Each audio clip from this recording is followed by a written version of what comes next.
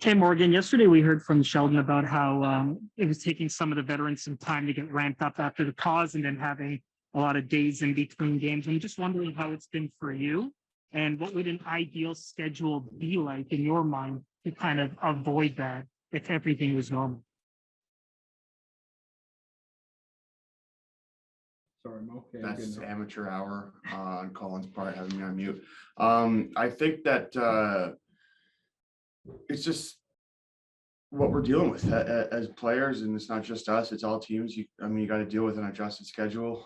We talked about that this morning. You're used to playing, every 2 days, and it's been an adjustment. But that's part of what makes this year unique. And to answer the last part of your question about what would be an ideal schedule, I think for me, it's great to keep playing. You don't want to play every day or even every other day, but it's great to be in a rhythm where you're playing every 2 days. You're playing 3-4 times a week pretty consistently, and you're able to kind of keep yourself in shape, keep yourself in a rhythm, and then hopefully just roll through and keep yourself healthy, obviously. Thank you. Next up, we'll go to Lance Hornby, Toronto Sun. Go ahead, Lance. Hey, Morgan. Keith Yandles, who about to break a very significant NHL record for consecutive games played. What's your opinion on that, and how difficult is that in today's NHL with the travel and a lot of other things that maybe players didn't have to do many years ago? Yeah, I think it's very impressive. Even to play 82 in 1 year is a feat, I think, in my opinion right now.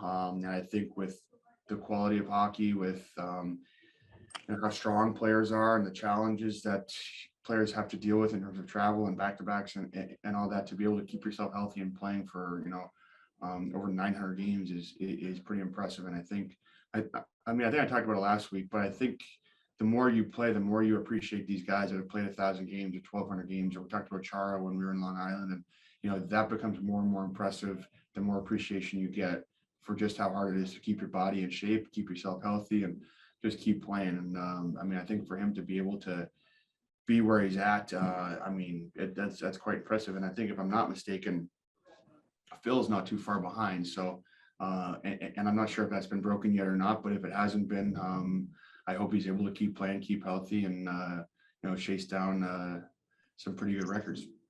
Great. And the follow, yet another Mike Stothers question.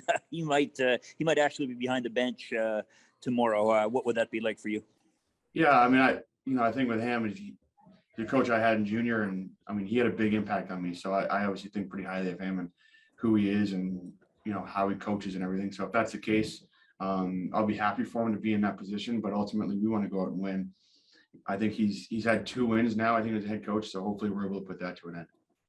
Thank you. Next up, we'll go to Kevin McGran, Toronto Star. Go ahead, Kevin.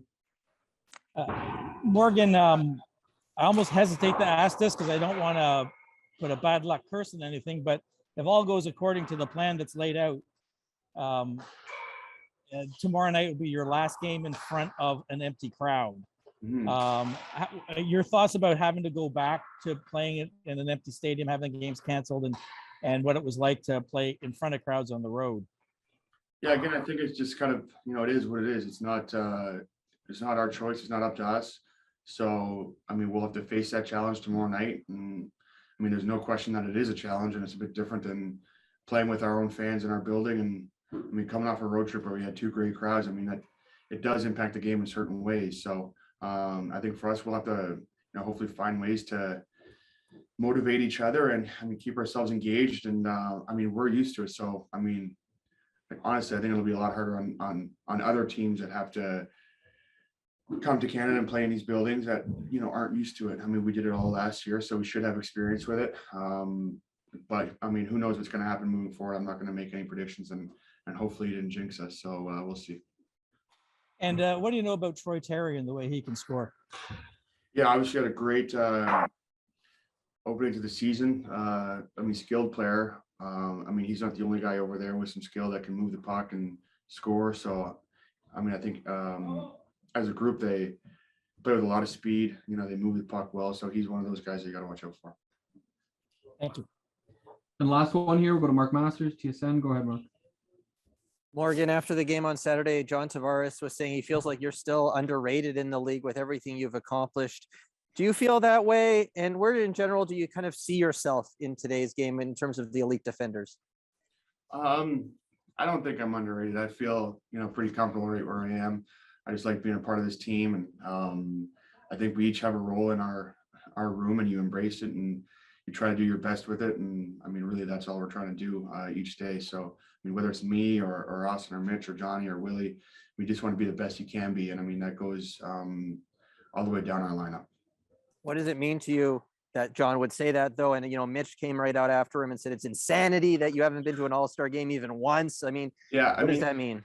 It's nice. I mean, we got a close team, and I mean, Mitch only being to one is equally as, surprising. And I mean, there's lots of good players on our team. There's lots of good players in our division in the Eastern Conference and across the league that are all extremely deserving of playing in that game and being an all-star. So, I mean, I don't take it personally at all. I just try to be the best I can be. And I got my hands full with that. So I try not to worry about the other stuff that's going on, whether it's all-star games or what have you. So I just want to just try to contribute to our team. And I mean, like I said earlier, we got a close group, and I think we just want to support one another. And that's all they're saying. They're not saying anything, other than just having my back. Looking at the Ducks, Jamie Drysdale is a guy that grew up in Toronto, and he said you were a defenseman he really enjoyed watching and kind of modeled his game after. What when you hear that from a younger guy, first of all, what kind of goes through your mind, and what are your general impressions of him?